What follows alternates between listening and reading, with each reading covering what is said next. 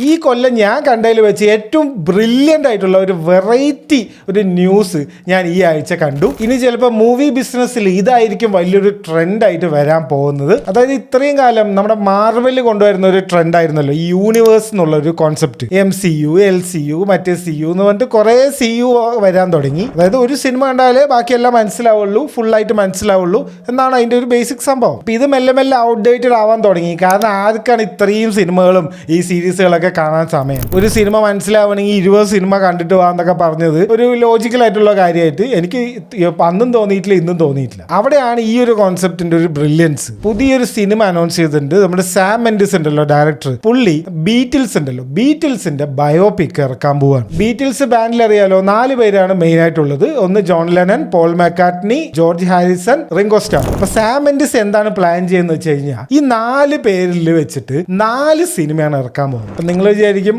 4 cinema ഓരോ കൊല്ലം ഓരോ സിനിമയായിരിക്കും എന്ന് വിചാരിക്കും. അങ്ങനെയല്ല, ഒരു ദിവസം 4 സിനിമ ഇവർ ഇറക്കും. ഈ ബാൻഡിലെ ഓരോ ക്യാരക്ടേഴ്സിന് വെച്ചിട്ട് ഫുൾ ലെങ്ത് മൂവി 4 ഏപ്രിൽ 2028 ഇവർ റിലീസ് അനൗൺസ് ചെയ്തിട്ടുണ്ട്. ഈ 4 സിനിമകളും തമ്മിൽ ഇന്റർ കണക്റ്റഡ് ആണെന്നാണ് അവർ പറയുന്നത്. അപ്പോൾ ഒരു ദിവസം തന്നെ നമുക്ക് വേണമെങ്കിൽ 4 സിനിമ കാണാം. രാവിലെ തിയേറ്ററിൽ പോയി കഴിഞ്ഞാൽ രാത്രി ഇറങ്ങിയാൽ മതി. 2028 ആകുമ്പോഴേക്കും സിനിമ തിയേറ്റേഴ്സേ ഉണ്ടാവുമോ എന്നറിയില്ല. അപ്പോഴാണ് ഇങ്ങനത്തെ ഓരോ കാര്യങ്ങളൊക്കെ ഇവർ ചെയ്യുന്നത്. ഇതെങ്ങാനും സക്സസ് ആയി കഴിഞ്ഞാൽ ഇനി ഒരു ദിവസം തന്നെ 10-15 സിനിമകളൊക്കെ ആയിരിക്കും ഇറങ്ങാൻ പോകുന്നത്. എങ്ങനെയുണ്ട് ഈ ഐഡിയ? വർക്കാവില്ലേ? കമന്റ് ചെയ്യൂ, നമുക്ക് നോക്കാം.